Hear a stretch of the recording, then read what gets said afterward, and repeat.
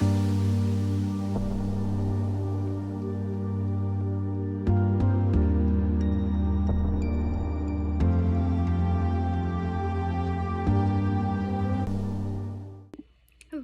good morning. Today I'm going to talk about the it's called the narcissistic term triangulation, which goes hand in hand with slander, which also is another term for gossiping. Okay, so I put those all together because it's no use in doing separate videos, and they're all related pretty much. Except, in all honesty, you can have triangulation without slander. But a lot of times it's gonna happen anyway. Okay, so basically, in a nutshell, it's now this could be any kind of relationship that you have, like, a friendship, family, whatever, like boyfriend, girlfriend, whatever. Like you're in that relationship with the person, but what they like to do is put you in a triangulation, which means there's a third party involvement in all shapes, sizes, forms, whatever. There's a third party. It can be anybody, okay? Anything, anybody, but there's going to be a third party, okay? So just know that. Now, it could be used for multiple reasons. It could be used because, I don't know, there's lots of different reasons on this, but more than likely, and then another thing that they like to do with that third person is slander or gossip, okay? Which is, we know what gossip is. It's rumors, okay? So it's spreading lies, rumors, over-exaggerating truths, falsifying information about you. It may be twisting and turning something that you did or said to make them look good and you look bad. Like, again, this could be in a relationship, maybe toward a time where you guys are not at good terms or something, or this could happen. Now again, I don't, sometimes in the beginning during what's called, when you listen to my first video, which is on love bombing, a lot of times you don't notice this is happening, but it could be something that is already formed in the beginning of any kind of relationship, actually.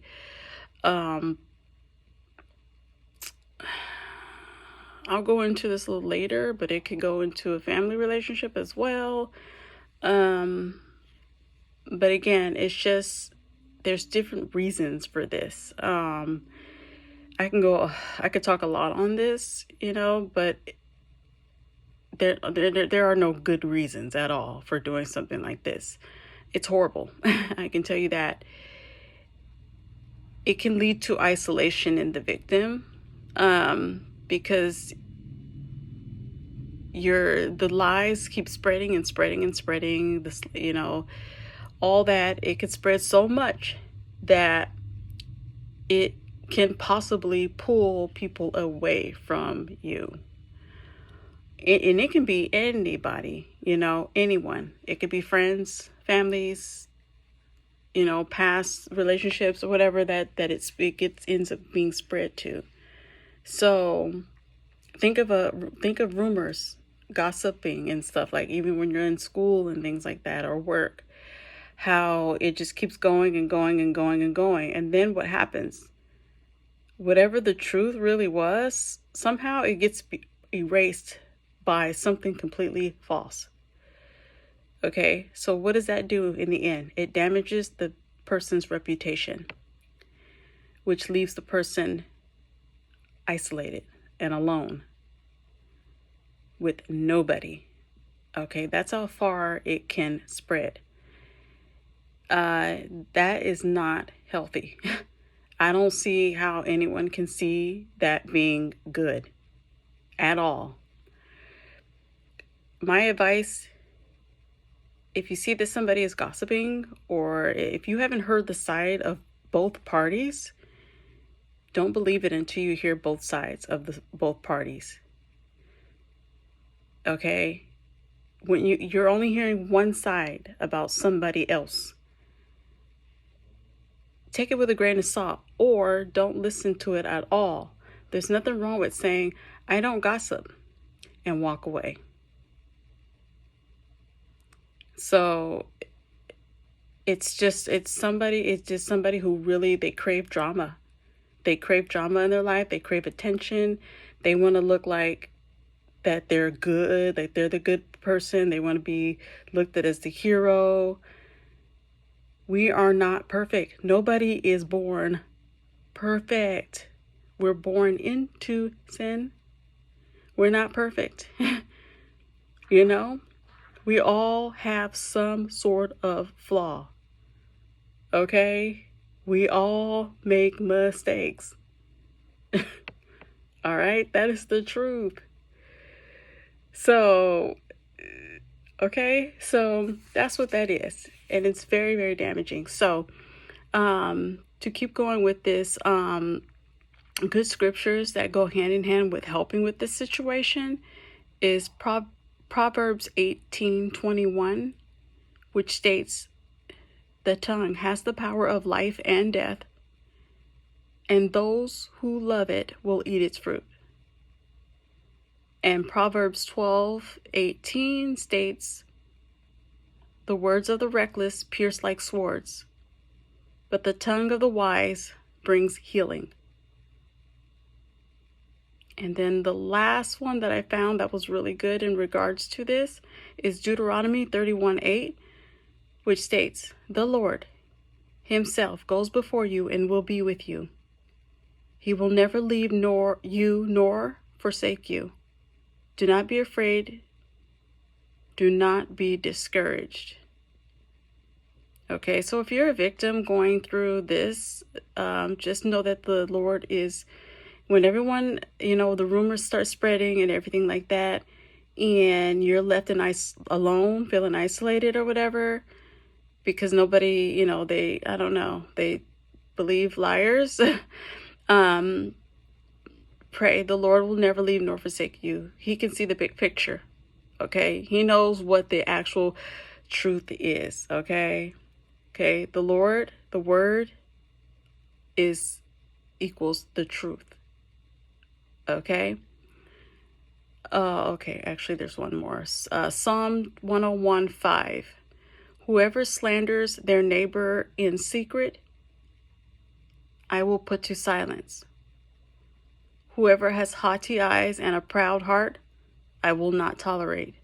So there's a scripture in regards to that, as reassurance that the Lord will take care of that situation, and that, it's not right in the eyes of the Lord.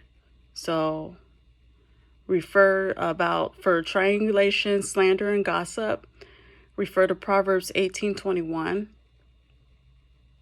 Proverbs 12:18, Deuteronomy 31:8, and last but not least of the ones that I found are Psalm 101:5.